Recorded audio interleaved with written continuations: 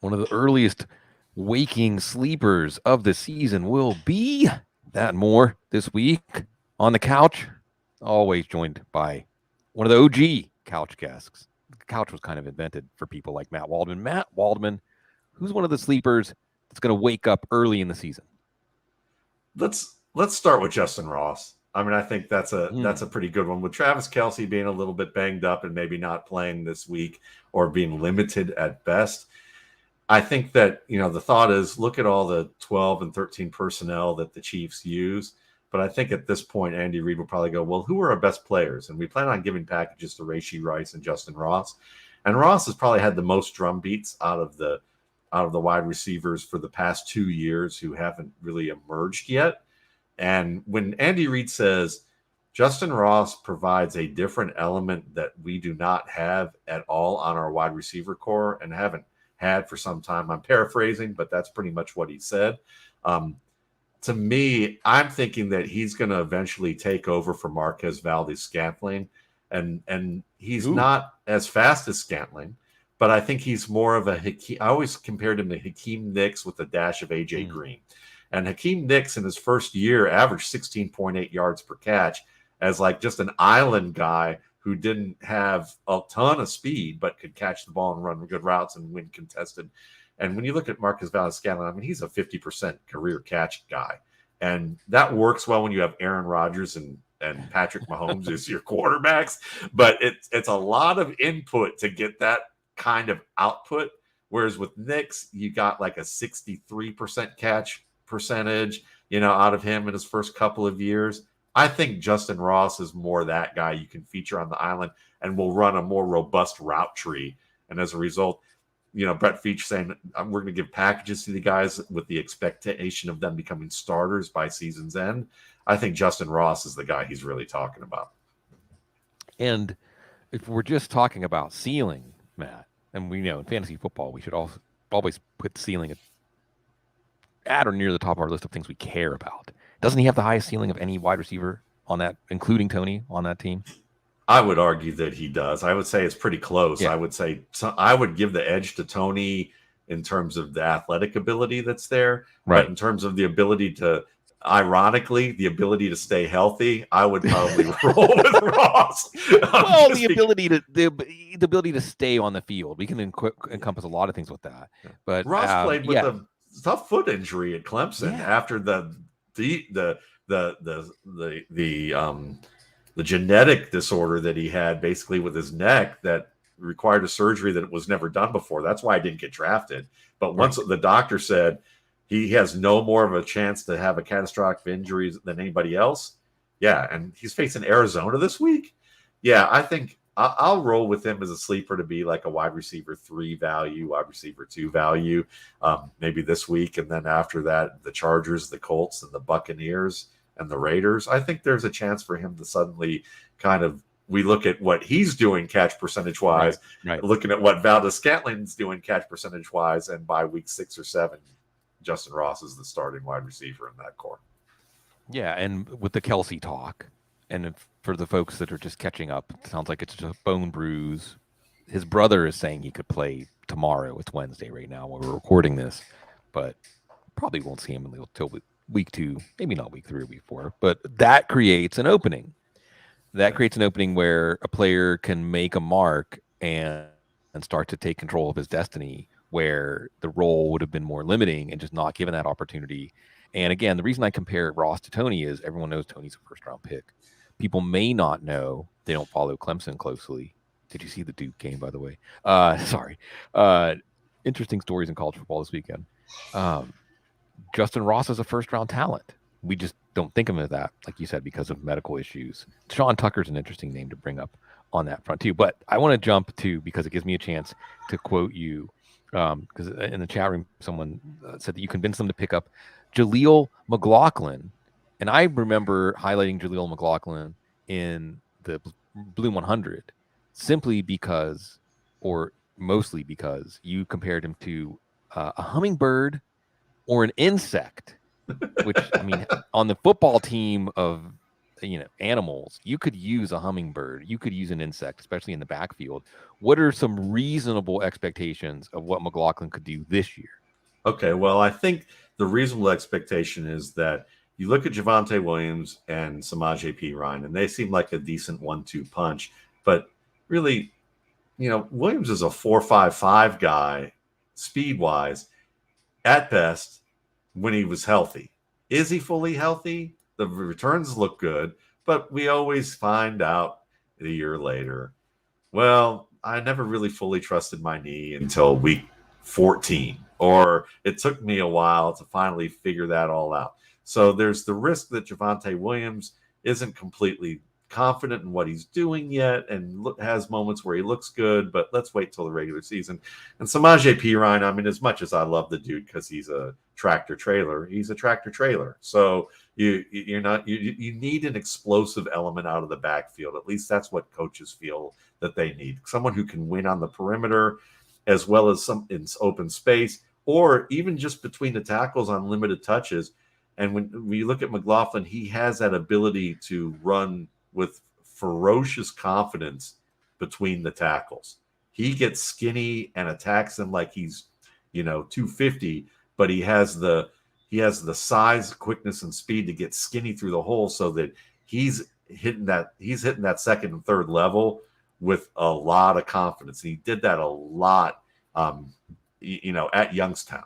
And I think what they're going to do is they're probably going to start him off as that change of pace player. I would imagine that Perine maybe gets a little fewer touches if they feel confident in Williams or they want to see what Williams is doing.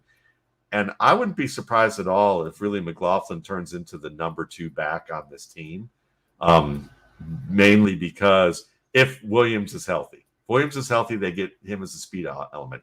If Samaje Perine has to play and be the main guy, I wouldn't be surprised if McLaughlin is the next Phillip Lindsay. That's the guy I compared him to pre-draft.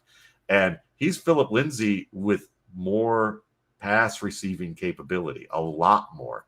And Lindsay was top 20 his first year and top 12 his second year. I think he was 9th in his second year. So there's a realm of possibility there. I think he's a must add to rosters with 20 players at the end of your roster, just to see how they use them and how it develops over the next few weeks. You may have to drop them because you have other things happen to your team. But if your team stays healthy and he's the guy you can hold on to for the first 3 to 5 weeks, you might get some returns on him that you really didn't expect. And what I harken back to, Matt, Sean Payton, right?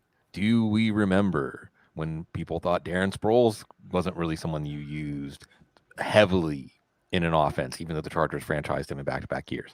And they had a backfield there of Ingram, Pierre Thomas, and Sproles. I could see something like that, right? That worked out pretty well. Yeah. Yeah, and if you squint and you look at Perine and Williams and McLaughlin, you can see how that works out. And then, like you said, McLaughlin with Williams' health issues, and Perine, we know what Perine is. I mean, Perine's a solid back, but McLaughlin is the one that can add that explosiveness. So I got to add another one. This is a guy I've been adding all over the place because Matt Waldman favorite. I want residuals from Matt Waldman favorite. I think I use it more than anybody else. That works well. I like it, and I think you originated it. I had to help redefine it in the column this week. By the way, I have the exact same chair in my background. I'm just covering it up. I'm just laughing because we have the same exact chair in our office. Well, you got to have a place to sit down and like put your shoes on or something. I would move the record cabinet out here. We'll talk more about records later. But Jacob 2680 Moses, what's up? Wants to bring up Chris Brooks. And this is great. And you folks, I mean, come on. We're Football Guys is going to cover all of the important things, the high level names. But you come here, like Matt said, pick up a Jaleel McLaughlin. Chris Brooks, I've been adding everywhere. And what's so intriguing to me about Chris Brooks, if he wasn't even a Matt Waldman favorite, if they had just kept an undrafted running back in this backfield because they didn't get Jonathan Taylor in this backfield, Wilson's already on IR. Mostert, we'll see when he gets hurt. I want him to play 17 games, right? You're right, yeah. A-Chain, he's back, but he already has a shoulder injury. Salvin Ahmed, he had a neck injury. They had to check him out for a concussion. So I'm already interested because what do we know about Shanahan tree running games? As long as you know what you're doing, you're going to produce. Yeah. Now, Chris Brooks was already someone that was on your radar as a player. I'm going to give away a secret, right? So Tyson Bagent was another one. To me, Matt, the most interesting part of the Matt Waldman RSP, and if you're first are hearing about the Matt Waldman RSP, just go to mattwaldman.com, etc. You're going to love it. I look for the guys that you say, look, the NFL is going to overlook this guy, but as long as he gets a chance, Boston Scott, right? As long as he gets a Bobby Rainey, as long as a team honestly evaluates him, he's going to stick. And if they let him play, he's actually going to show that he can play. Those, to me, Tyson Bagent is another guy like that. Love seeing his story this summer. Chris Brooks was one of those guys that stood out. This is, to me, like the biggest takeaway for me when I get my RSP. Chris Brooks was one of those guys before he landed with the Dolphins, before he's likely the healthiest back in a robust running game. So what got Chris Brooks there? How do you see the fit, and how does he fit in for 2023? Well, yeah, I mean, he was my running back 14 in pre-draft, and that was ahead of guys like Roshan Johnson, Evan Holden, Eric Prince, Tank Bigsby, and I had Jaleel McLaughlin at 20, so pretty high on my board. He was a guy that, from a grade standpoint was borderline 79 out of 100. So 79 for me is basically a contributor who can play right away in a committee and has room to grow. And he reminded me a lot of James Conner as like being the aspirational development too. And maybe Mike Anderson in that range too, but more of a speedier Samaje Perine, Gus Edwards, Lendale White, range of players. Because at 235, 6'1", this dude can run people over, and we've seen that. But we also see the quickness to really access creases, and he's a really good receiver. And so watching what he can do in this offense, I think Mike McDaniels has shown that he's more Daddy Shanahan than Sonny Boy Shanahan when it comes to how he looks at running backs. And I like that, because Sonny Boy Shanahan is like speed over nuance. So, Tevin Coleman, Jerick McKinnon, Matt Breida, guys like that over, now if he can get both, he'll do it. But he would Elijah Mitchell, but he would choose those guys over a Devonta Freeman, Mm-hmm. So whereas Daddy Shanny was a little bit more like, look, we've got Olandis Gary, Right. we've Mike got Anderson. Mike Anderson, Terrell Davis, Tim Hightower, Morris, Alfred Morris. Yep. Yeah, all those guys who were more nuanced, but quick, but not fast. And Brooks is more that way. And if you think about it, everyone was all big on Chase Edmonds, who's pretty quick and fast. And Mike McDaniels trades him midseason and picks up Jeff Wilson, who is not fast by any stretch of the imagination. He's just quick enough. So I think he's more got the Daddy Shanny in him, which I think is a better thing. And Chris Brooks fits that because he can catch, he can make good cutbacks. And when you think about him winding up in Miami, he has a good agent. His agent is someone that you're familiar with, and I was definitely familiar with, a former UDFA himself at running back for the Detroit Lions, Zach Zenner. And when I saw that Zach Zenner was his agent, that got me interested, because he's working with a guy who was recently a player who figured out how to have at least a reasonable career in the NFL for a running back as an undrafted free agent. So he's been there before and probably helped Brooks go, this is the team that you probably want to start with, because you're going to offer something they don't have available. And they're always getting hurt. So you have a chance here to be that guy. And, they need a power element in that offense. So I look at this, the short of it is that I could see Mostert just not being able to stay healthy, and it be kind of a three-headed backfield, which nobody really loved. But because Jeff Wilson hasn't also been able to stay healthy on a regular basis. Maybe not as bad as Mostert, but you could see a scenario where you take Brooks because he's the lowest in investment. He's the least that you have to invest in to get the most return out of. And he's someone that you might pick up twice during the season, and then it finally works out down the stretch.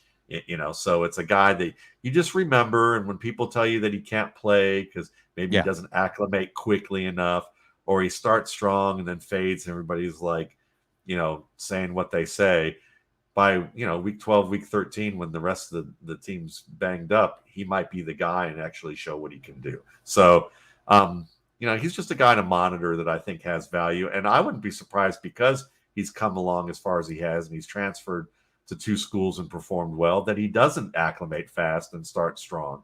This is a smart back. When you target a back in the red zone and you're working with him on scramble drills, and that's what you've done at Cal before you even come to BYU. And I've seen him featured in the passing game in the preseason. I think they know they've got an all-around guy. I think he's the reason Elijah Higgins got cut, who was five teams went after to get him because they could see the development potential for him as a tight end, and they need a tight end. But I think with the quarterback scenario and the running back roster that they had, they were like, we can't get rid of Brooks. We're going to have to keep him. We might need to roll with him. Yeah, it's so interesting looking at final cuts. And again, these are going to be the players that, especially people like Matt Waldman, people like me too, are most interested in seeing the early trajectory of their career. There's a calculation, Matt. There's a calculation, right? It's like, can we slip this guy through the practice squad? And sometimes teams do actually try to hide players in the preseason. That does happen. But sometimes, everybody talks. It's all very incestuous, the NFL. I mean, everybody's talking to everybody. They know. People know. Players talk to players and so on. So they calculated, because you're looking at that, okay, they were able to trade. Maybe that's part of the story of why they trade Myles Gaskin to Minnesota also. So they want to, I always like to say this, roster spots are valuable. Coaches don't want to give up a roster spot, right? Like, it'd be like if I asked you, like, would you give up a 1% share of your Matt Waldman RSP business? Like, no, right? I don't want to give. I mean, that's an important asset, a roster spot. So when a team is keeping a running back that is a 4th running back, then that they see something in them and they're protecting them, like you said, protecting them from other teams. Because the smart move with a UDFA, you would think, would be, unless you just, it's like if you have a UDFA that you think really is UDFA quality, then you put them through the practice squad and chances are they're going to be there for you in the future. But if you think, no, we've potentially got something here and we don't want to lose it, that we're going to maybe regret that, I think that Brooks absolutely fits there. There, you can just put Brooks right at the end of this shirt right here. Yeah, because that's where I'm exactly. Yes, nice, very nice one. There we go. And I think that, and the important thing is just these are players. We're not saying they're going to break out in week 1, but they're players that we're going to look for signals in week 1 that, like Matt said, later on down the line, they're going to be important. Joe Hamilton in the chat room brought up a good one too. These are players I wanted to ask you about anyway, because with Travis Kelce probably not playing next tomorrow night, maybe not playing for a few weeks into the season, people want to know about Noah Gray, and if this is something where it's ominous and really this was a sign of like a season that's going to be diminished for Kelce. Yeah, Noah Gray is an important player. We already talked about Justin Ross, maybe the wide receiver who could take the biggest advantage of the opportunity that Kelce's injury creates. What about Noah Gray? I think Noah Gray is a good contributor who can give you some work out of the backfield in an open space, and he fits the Chiefs very well. He wasn't a top tight end prospect because of how he'd fit, but he's a good receiver with quickness and speed who they can exploit on, packaged plays and schemed looks. And when I talk schemed looks, I'm talking about the offense really putting in a lot of its resources to get one guy open, play action, misdirection, trick plays, gadget plays, things like that. And I think that, you see a lot of that with Kelce, even though Kelce also can win one-on-one. I'm not sure Gray has the ability to really win one-on-one in crunch time the way Kelsey can, or even the way a lot of matchup tight ends can. But he's a good enough scheme player that you can use him as one of 2 to 3 tight ends, and you put him outside and they run the screens and the RPOs and things like that, and he can give you production. But I don't think you're looking at Kelsey Jr. here and a guy to pick up. I think he may have a good game, but I think you'll see him more as a false flag that you don't want to spend a lot of money for on the waiver wire, where people are blowing their wad on those guys on him a little bit too early. I think I would bet on the Chiefs running more 10 personnel with wide receivers this year. If that happens with Kelsey, then they would just going through the same type of offense with Noah Gray. I think that they'll say they're confident about it, but then when you show what they do on tape, you'll see that there'll be minor changes that reflect that they're not as confident as they say they are. Yeah, that's probably fair. That's fair. I mean, I don't want anything bad to happen to Kelsey. It's a joy to watch him. And we've been covering Kelsey closely. We were talking about, this is where I'm going to start sounding like old man shaking a fist at cloud, We were talking about Travis Kelsey. We were trying to dig and figure out why he was suspended for a year at Cincinnati before anybody even cared about him. Then he had microfracture surgery. I remember. Well, he's from my old neighborhood in Cleveland. I mean, my cousin, he went same high school as my cousin. I think Heights High School. Wow. Yeah. That's where a lot of my family went. So it's kind of funny to hear these guys talk, on their show and do the things that they do. But yeah, I mean, I think Kelsey talked about just how much of a goof off he was. So right. It's just, that was mainly it. He was just partying too much, I think, more than anything. Yeah, right. Really, what we need, what I feel like the chapter we need here is Cleveland as a football scene. Like the types of players Cleveland has produced I talk a lot about Southeast Louisiana. I feel like Southeast Louisiana, since I've moved down here, Matt. Wow, I'm in awe of the football culture here. I mean, it is I think it's South Florida and Southeast Louisiana, but there are lots of other places that deserve their time. I would argue there's a state that I'm living in right here. Well, Georgia, we'll talk Georgia too. They bring out a lot. They get the percentage of NFL players that come out of this place is one of the highest. It is, yeah. I mean, it's. Yeah, I mean that's SEC country in general. Like, South is a different story, isn't it? It really football means something. I can't even put it into words, Matt. Football means something totally different down here. I recommend everybody, again, while we're on this subject, if it interests you, there's a book called Across the River. Kent Babb wrote it. Excellent writer, not just sports writer, just an excellent writer about Edna Carr, a program across the river here on the West Bank, which is actually east of New Orleans. That's how we do things here. Anyway, it's different. It is different. Speaking of Georgia. Let's talk about the big reveal, we'll go off in any number of directions, because I want to just throw you more of an open-ended question eventually. But I do want to ask you specifically, week 1, big reveal. And I think for fantasy football, the most important thing is being agile, being on your toes, and being ready to revise what we've been staring at for months and thinking, okay, I kind of have this triangulated. I understand the range of what's possible, and then just allow that to be blown up. Don't overreact week 1, but don't underreact, and have context so you're ready. And I think one of the biggest reveals in week 1, DeMeco Ryans and Houston's defense, granted, I mean, there's a few teams like Washington, like if Sam Howell and Eric Bieniemy just have a tremendous triumphant week 1. It is Arizona. It is a team that is basically like a roadkill corpse of a team right now. Okay. Likewise, Houston, DeMeco Ryans trying to get off on the right foot with his defense. Not exactly. I mean, they have some interesting players in the defensive backfield. But, it's under construction, that defense. So I'm not saying if Baltimore just barnstorms all over Houston, that means that's your league winners. But what are you looking for in week 1 with this offense, and what could point to possibilities that maybe a lot of people haven't contemplated for the productivity it can produce?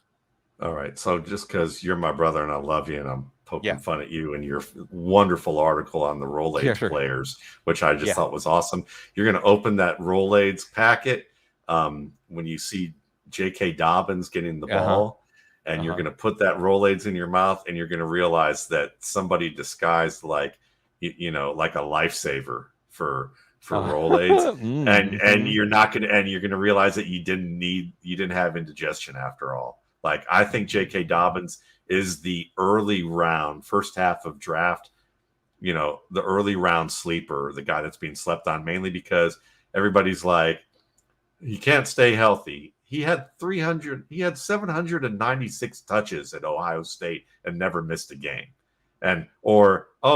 Lamar Jackson prevents running backs from having touchdowns that are significant. He had 9 2 years ago. Mark Ingram had 10. They even without Lamar Jackson in the mix, they've often ranked in the top half of the league in rushing touchdowns with just their running backs. And then but he hasn't, but they don't throw the ball to its backs. Well, yeah, when you've got condensed formations that are packed in like a can of sardines, you're not going to be targeting your running backs that often in the passing game with the way the scheme is. Now you're going to spread the field with Todd Monken. You've got all these guys who can run after the catch, are going to be spread out. And you're not going to throw the ball to J.K. Dobbins, who, I remember watching him at Clemson in the playoff game, looked like an NFL caliber receiver to me. And I don't judge guys based on box score. I judge them, Fournette, Melvin Gordon, Taylor, all who had good years as receivers at some point based on whether they could catch the ball. And J.K. Dobbins more can do that.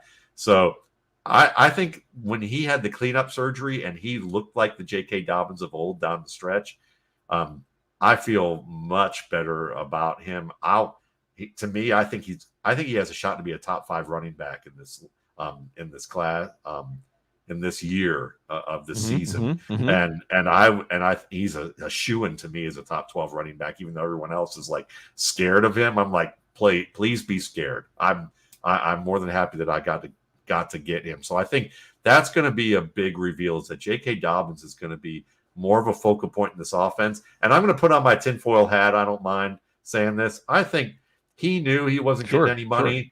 He knew that this was a holdout, but it was a hold in, and everyone knew it. Like, I think they were like, Harbaugh was like, look, I don't want to have to answer questions as to why we're not giving J.K. Dobbins,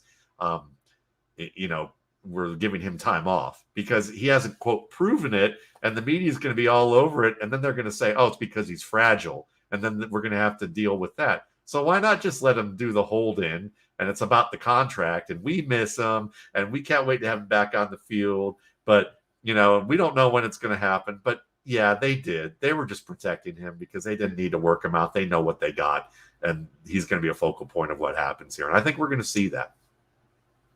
Yeah, I think that and I remember that you really loved Dobbins. You had him as your number 1 back. And it did seem like with Lamar Jackson, this is why it just I was said earlier on the show I recorded with Cecil that Jonathan Taylor not playing for the Colts in week 1, everything that's happened leading up to that, is just as sad as it was happy to be there with you on draft night when the Colts used the number 4 pick on Richardson, when he felt all these possibilities come into existence, and now Taylor not being there, because that was going to be the idea of Dobbins and Jackson, right? The right fist and the left fist. And I think that you're right that Dobbins is being overlooked or slept on, in so much as I do think that Jonathan Taylor situation, and so many times, right? Going all back, let's do some old men talk. The right play was always to fade the holdout. Always fade the holdout. Fade the holdout, fade the holdout, fade the holdout. No matter how bad it looks. Yes, sometimes players, because they would hold out, wouldn't be in great shape and maybe they'd have early season injuries. But as far as the idea of it really being something that threatens the fantasy viability of a player, fade the holdout whenever people are getting scared. Le'Veon Bell happened. It certainly made people, all of us, were kind of caught unawares. The whole fantasy industry. I don't think there's anybody out there saying, "Oh yeah, Le'Veon Bell could really sit out the season." We just thought it wasn't going to happen. And then when we get one of those cases, it affects us and how we're perceiving the next few after that. And I think the fact that the Jonathan Taylor situation went south so quickly. Josh Jacobs, people were probably getting him in the 3rd round. Saquon Barkley, I don't even think there was that much of a window there. And I think Dobbins is another one of those guys that you just didn't like the uncertainty when he was away from the team. When Todd Monken's saying, I would just love for him to be out here and catching a swing pass, just doing something. And just like with Taylor, like, is he hurt? Still to this day, I can't tell you if Taylor's actually hurt. I don't know. I have no idea. So you didn't want to get into that kind of situation with Dobbins. But I think you're right that, 6th, 7th round pick it's why not for the upside there. And I think you're right that what you're talking about, top 12 back, definitely within his range of outcomes. And we focused a lot on which wide receiver, or maybe it's Mark Andrews, maybe even Isaiah Likely, because of the passing aspect that's going to be opened up. But there's also, if the offense is less predictable, then that's going to help everybody. And we'll see. We'll see. That's a better line. Yeah, and I'll add. You know, I gotta go to your hometown right now and say I still believe. I think I can't quit Michael Thomas the way our buddy Gene couldn't quit Mark Ingram. Okay, I can't. Yeah. I mean, you look, and maybe it's a narrative, but I'm on the right show for this. So which is that Michael Thomas, Michael Thomas, the big story with him coming out of the draft was that Cardale Jones said, look, this guy is so intense and obsessive about football that he's going to attach himself to the quarterback, and basically Drew Brees, be prepared for him to live in your garage because he's going to make sure that he's on the same page with you from the jump. And he was. And I think that when his body started to have some issues, I think it was Sean Payton who complained a little bit and said that he's not really, playing when he could. And Thomas won that battle, and when he did finally come back, and it's been a while, but when he came back, he looked great. In the second half of that Atlanta game, he looked great. And I think that, he got hurt again, fine. But until he proves that he just can't stay healthy, and he stayed healthy all preseason from if I recall correctly. So I'm thinking now New Orleans finally has an offense where they can stretch the field vertically and horizontally at the same time. And when you do that, you have elite offensive production. And that's before you even throw in Rashid, the tight end. I'm just talking Olave and Thomas together can stretch it vertically and horizontally at the same time. Then you add on all these other elements and their running backs. And the fact that our buddy Matt Patante says this is a top offensive line if they can stay healthy. And from what I've looked at, they've stayed healthy. So I hate that I'm second year in a row of doing a bold prediction on Derek Carr because I've never been a huge Derek Carr fan. But I do feel like maybe I was a year early with the wrong team because the elements are there. The line plays better. And the division's weak, too. So I wouldn't be surprised at all if the big reveal is that New Orleans is going to dominate this division and be the surprise offense in the NFC, if not the NFL.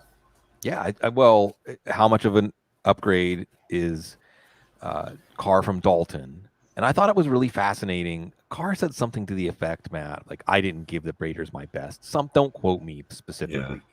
But, I don't know if you caught that. He basically was looking back at last year like, it wasn't great. Not just things went against me, but I was still fighting hard. But kind of, I might have. Yeah. So is that something where Josh McDaniel rubbed me the wrong way?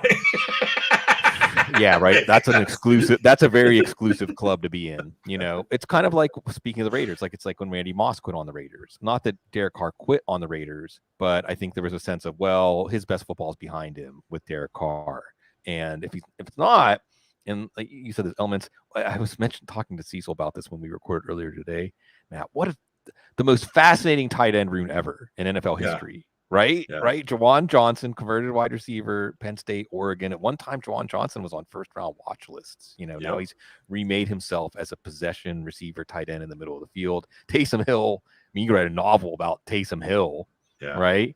Foster Moreau, a New Orleans kid who beat cancer this offseason, and the Saints signed him via LSU. Can't get more Southeast Louisiana than that. And then Jimmy Graham's back. Yeah. He's actually back. I just want to is Dr. John going to play tight end for the New Orleans? Right, exactly. Bring him back too. Let's conjure it up. And I think you're right to look at the Saints offense as one that could exceed expectations. I've been picking up a lot of Rashid Shaheed. Oh yeah, and we'll see about Kendry Miller.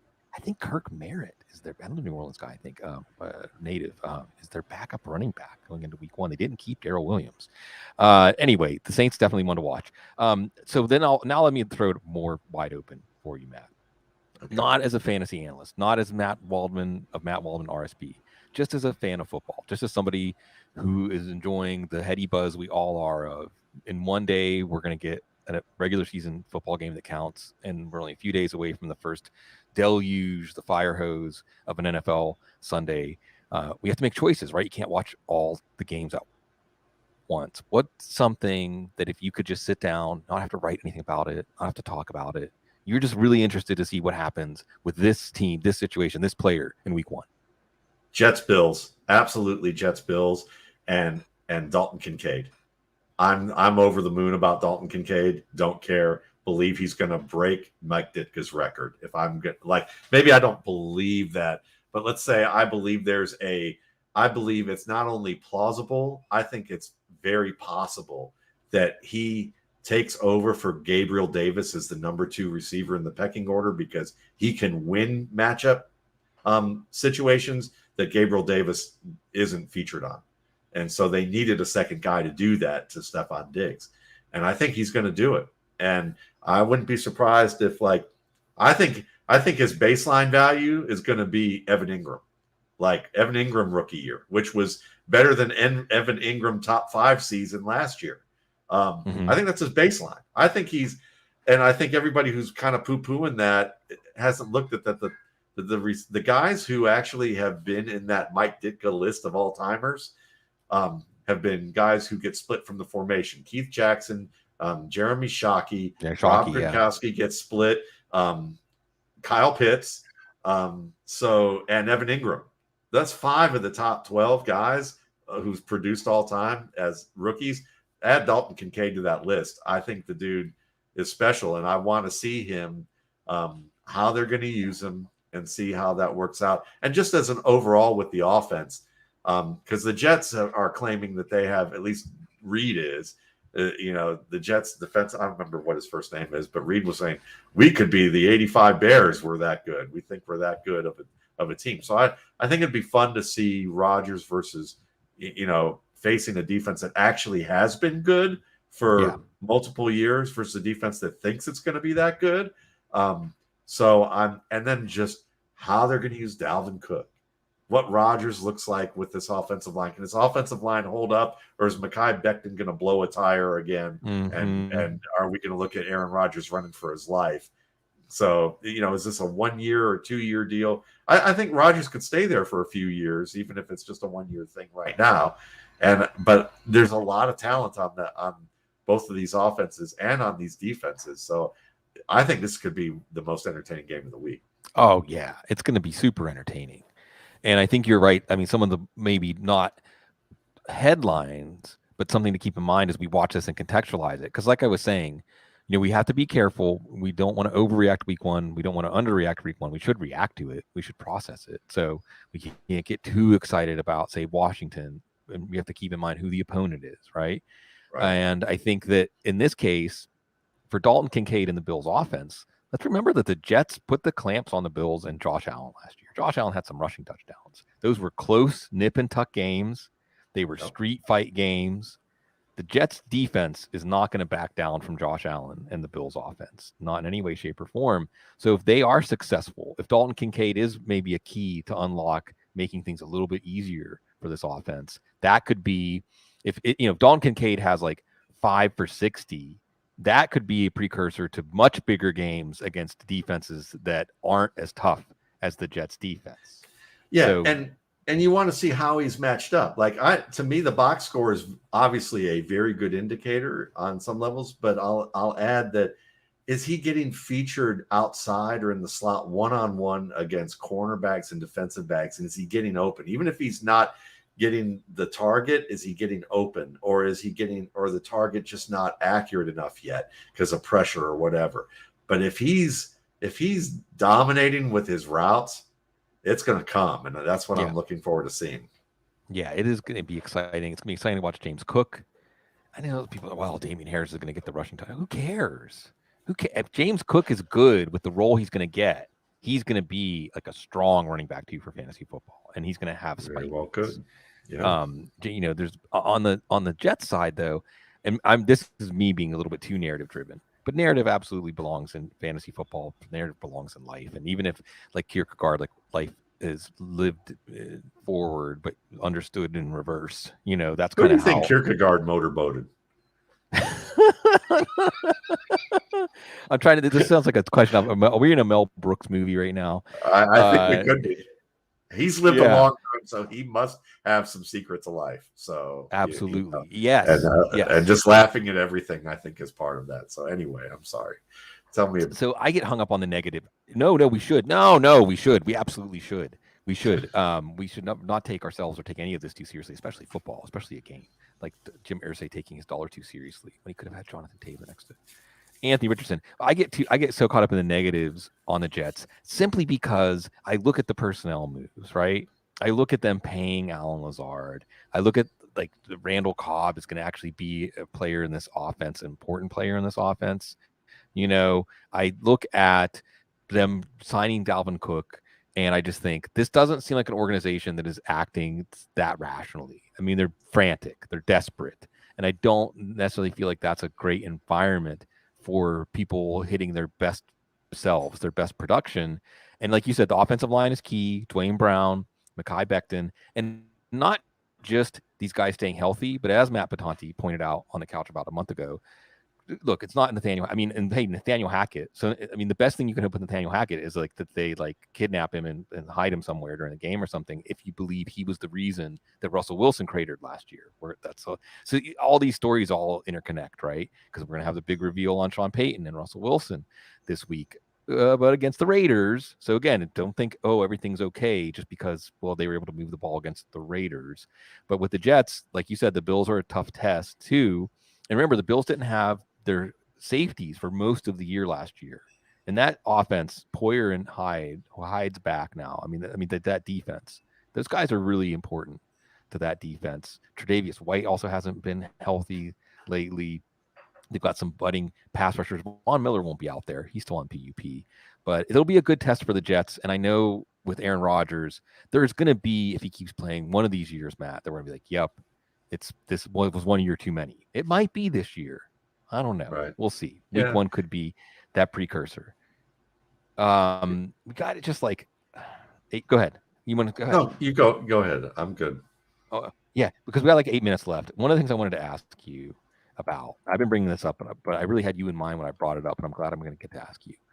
I remember the offseason that you and I talked about Nick Foles after he had his 27 touchdowns and 2 interceptions. And we had both spent time like watching him and seeing like, woo, these numbers are going to give people one idea, but the actual play might give people another idea. And I just can't help but think of that when I think of Brock Purdy and his last 5 games last year. And that's not to take anything away from Brock Purdy. If Brock Purdy has Nick Foles' career, I think Brock Purdy would be pretty happy with Nick Foles' career, right? I mean, that's not saying like we're not trying to dunk on him to say, well, he might only be Nick Foles, okay? But it is at least an example, a very salient and memorable example of how when a player is set up for success, this is why Desmond Ridder could be good this year, right? Sometimes a quarterback can just be set up for success. Someone like Dak Prescott or Ben Roethlisberger were set up for success early, and I think that they were able to carry that momentum, and it gave them room to grow as a player where other quarterbacks might not have gotten that chance. So I don't want to take that away from what San Francisco has done to set up positive growth for Brock Purdy. But it seems to me like there's a pretty wide range of outcomes for Brock Purdy this year, like how we're talking about him now versus how we're going to be talking about him at the end of the year. What do you think? Have you gone back and looked, or do you feel like this momentum is going to carry over? Do you feel any doubt about Brock Purdy now that the 49ers have really committed to him?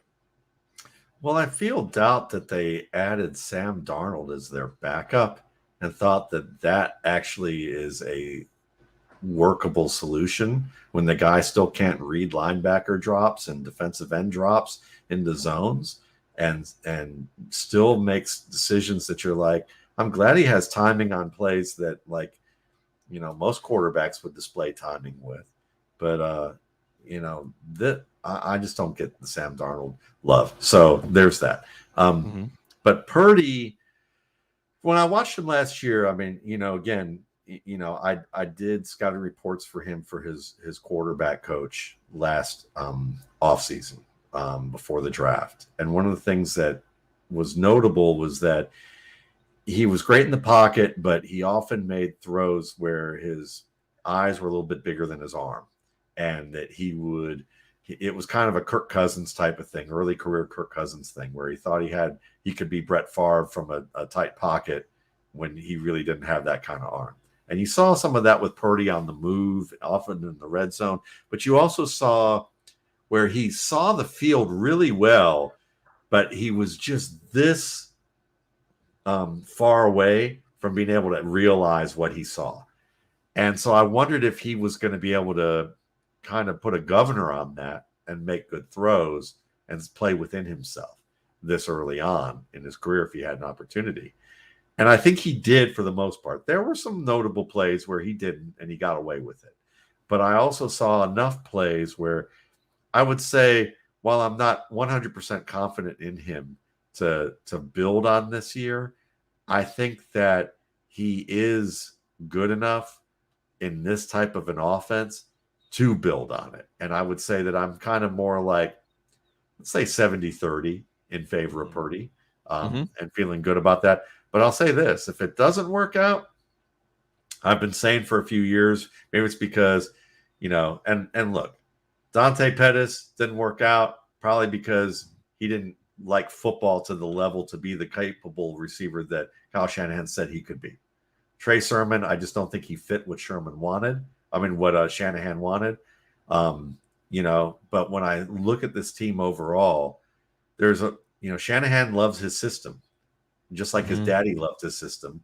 And I think that there's been a Cold War going on between John Lynch and Kyle Shanahan. Yes. And it's a Cold War over personnel. And I've been saying this for a couple months now on my podcast and talking about it. But it's a Cold War in the same way that Mike had a Cold War with his GMs on picking players, demanding Kirk Cousins after they spent a first-round pick on Robert Griffin. RG3, Yeah, and what happened after that? And there were some reasons to think that Mike did some stuff to kind of expose Robert Griffin in a way rather than help him. And I think that there's a little bit of point proving going on. And I would even argue that the key thing will be Christian McCaffrey. If Christian McCaffrey does not lead the league, I think I'll say that it as we're having drinks at the bar kind of way. If Christian McCaffrey isn't borderline 2,000 yards from scrimmage player with 15 touchdowns, Kyle Shanahan's trying to prove a point, and he's probably going to get fired. If I'll tame that as an analyst to say Christian McCaffrey isn't a top 5 back and falls way below that, and it's not due to injury, he's going to get fired because I think that he didn't want Christian McCaffrey. I think he couldn't say no to John Lynch getting Christian McCaffrey, who was sick of all these late round running backs who have like no nuance but lots of speed that he just because they kept throwing other guys in there for him, and Shanahan keeps spitting them back out and going, I don't want it to taste bad, and I think I think that's what happened here is he's like, okay, I'm giving you a back you can't say no to. I'm giving you some players you can't say no to.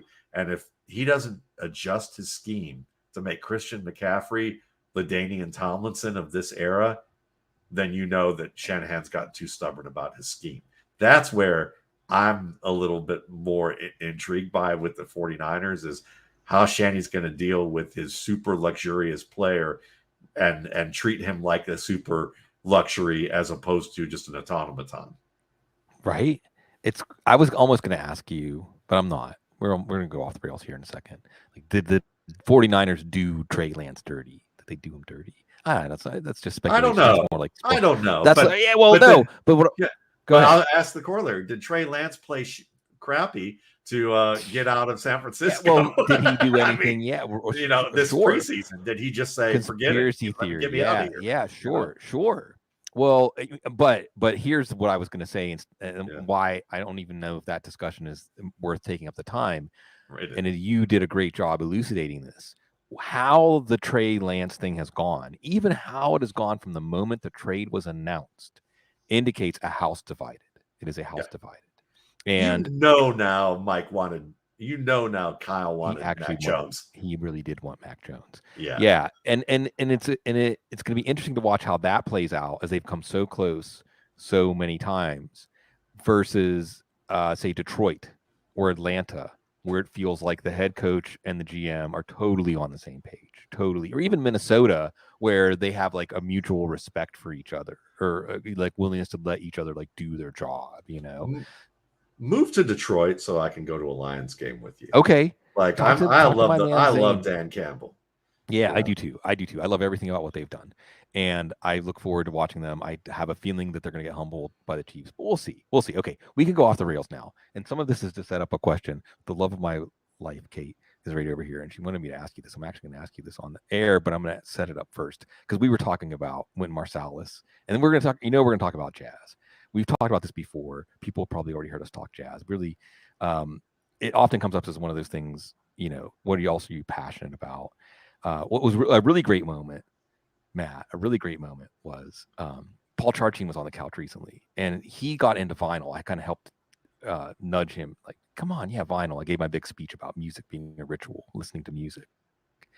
And I asked him, how's your vinyl journey going? And he said, I just found this artist from the 60s, a jazz. I'm actually listening to jazz. His name is Cannonball Adderley. Do you know about Cannonball Adderley? And I was like, oh, Paul, wow. The door's open. And I started just rattling off like whatever, Pharaoh Sanders and this and that, so on. And we were talking about jazz. And I'm going to ask you the question she wanted me to ask you. But first, I want to ask you this, because some people may or may not know. And I'm going to drive that we're driving. You got to promise when you gig, when you're out there, we're coming wherever it is, whenever it is. All right. Matt's a tremendous musician. And, I could say I love jazz, but I don't even really, that's an empty statement compared to your connection to jazz as a form, because at one point it was something you wanted to really merge with. And I wanted to ask you first, if you can go back to the time that jazz made something flutter inside of you the first time, woke something up, spoke to you. Do you remember that? Or do you remember what it said to you, or that moment that you understood, like, I want to become one with this thing? I appreciate the praise, but honestly, I'm still learning. I still have a lot of learning to do. But I appreciate that, and I have a four-legged creature who's kind of slowing down my practice time. Sure. It's making it a little bit more difficult these days, but it's okay. I'm trying to battle through it. I'll say, really, it kind of snuck up on me, but the first, probably the first musician was, I was watching a PBS broadcast of the Newport Jazz Festival, and I watched a band with Michael Brecker, saxophonist, who, if you don't know his name, you've heard him before because he's played on over 800 albums, ranging from like pop and rock records to his own Grammy-winning award stuff. But him playing with a band that had like Mike Stern and Adam Nussbaum and Joey Calderazzo, who plays with one of the Marsalis brothers, Branford. But just the way he played, he's really the extension of John Coltrane, like the next logical extension. And he fused a lot of what John Coltrane did with R&B, like Junior Walker, James Brown. And I know that sounds a little weird if you've heard a little John Coltrane, depending on what era you heard, and then you think of those R&B guys. But what he's done was really incredible. And hearing him and hearing the way that he played really was one of the most inspiring things. And I still listen to some of that to this day. And YouTube was one of my most favorite things to happen, because the first thing I did on YouTube was look up that one of the sets to see if somebody put it up there, and sure enough, it was there. Yeah. No, it's great. And it's funny how a certain artist you can remember, like, specifically like you did, like time slows down a little bit and you just see it and you feel it. It speaks to you. And Michael Brecker.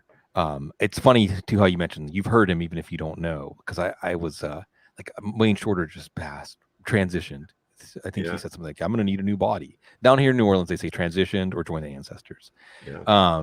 And I got to watch the documentary. There's a documentary on Amazon. Oh, it's great. It's great.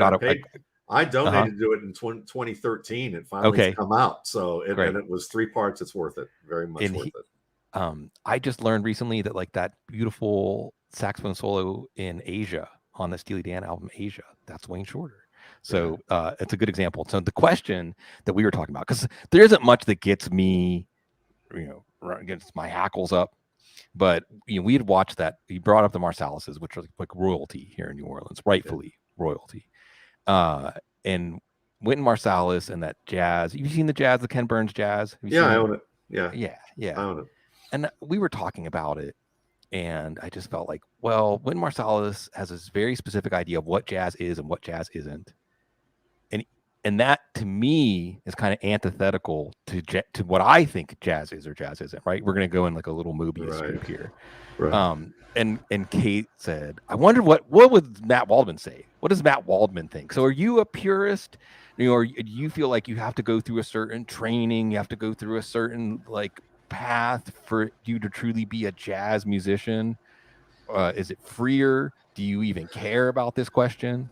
I used to care about it. But now I don't think I care so much because there's a number of angles to look at it. At one time, I looked at Marsalis as a great musician who was a fuddy-duddy, who basically, wanted to be the jazz police, and then at the same time too made mistakes of youth where he tried to get on stage with Miles Davis when they kind of pushed him on stage there and knew Miles basically wanted to beat his ass. So I mean, there's things like that happen, but the mistakes of our youth, as you get older, you realize that we all have things to learn and we all do dumb things. And sometimes we get caught on camera or on social media or anything else doing those things. And that doesn't mean that they're bad people. They just had learning moments. And I would say this, certainly Wynton probably uses the purist. He's very much more into the trad jazz of New Orleans and bebop and the things that you come up on to really learn in classical music. So he uses that as his bully pulpit to really advance what his agenda is. And a lot of people kind of resent that probably because he's had some writers behind him who he probably also, kind of got into bed with about, and it comes across as if like he's the jazz police. But I would say this, his brother is anything but the jazz police, Branford. Much cooler brother on the surface in terms of things, who's, played with Sting and played, with all sorts of people. We're talking about him playing with the Dead in the chat room right now.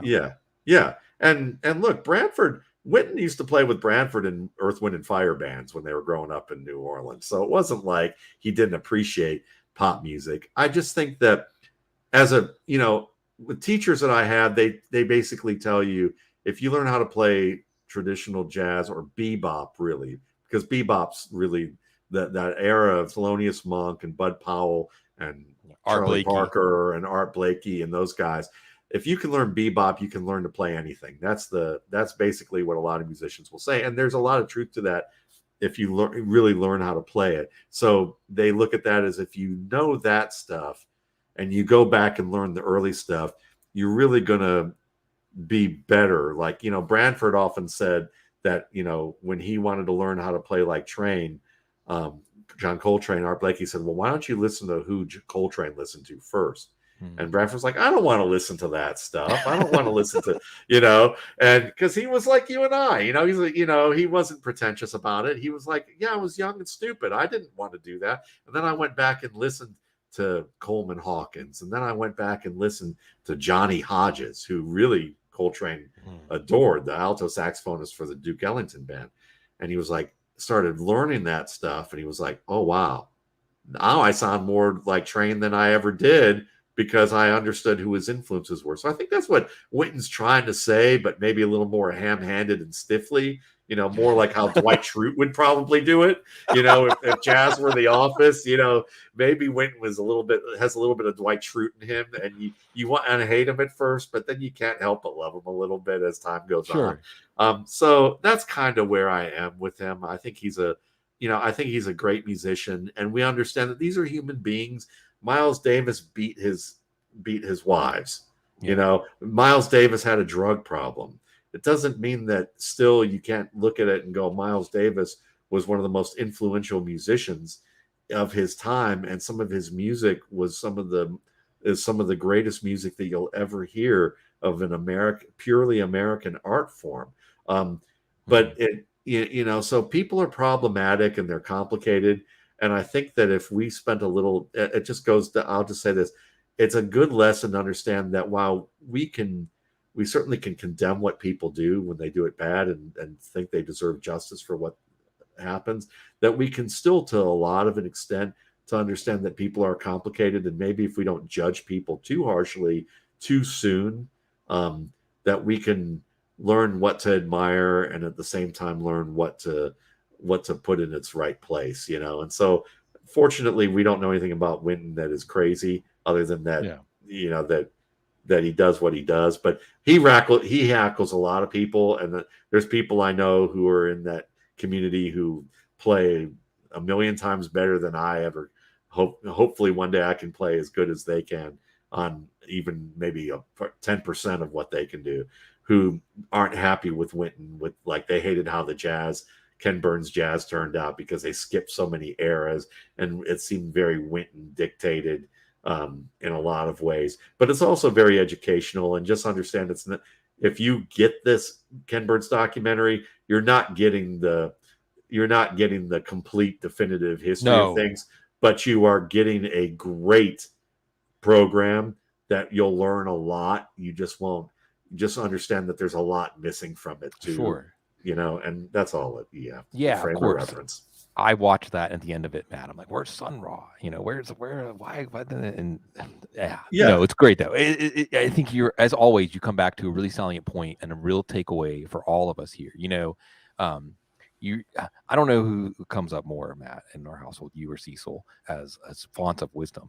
But I know one of the things that Matt Waldman's name will come up stand for as a principle is give people a chance to apologize, give people a chance to grow, give yourself a chance to grow, give yourself a chance to maybe learn. And certainly we should always give ourselves chances to learn from Matt Waldman when it comes to football, from football guys, when it comes to fantasy football, from all of y'all, on how to be a great and gracious audience that gives us the privilege of serving you in a little over 24 hours. It'll be off and running, the NFL season, and we're going to be there navigating it with you. And folks, we love you. We appreciate you. And we'll see which Matt Waldman favorite we need to track. And we'll have Matt Waldman and many other people back. And by the way, Thursday nights, Matt Waldman and Jeff Bell. Yeah, the Audible Live. That's going to be fun. So we're going to enjoy this journey together, folks. Always with you. You're the best. Always, because you are so classy.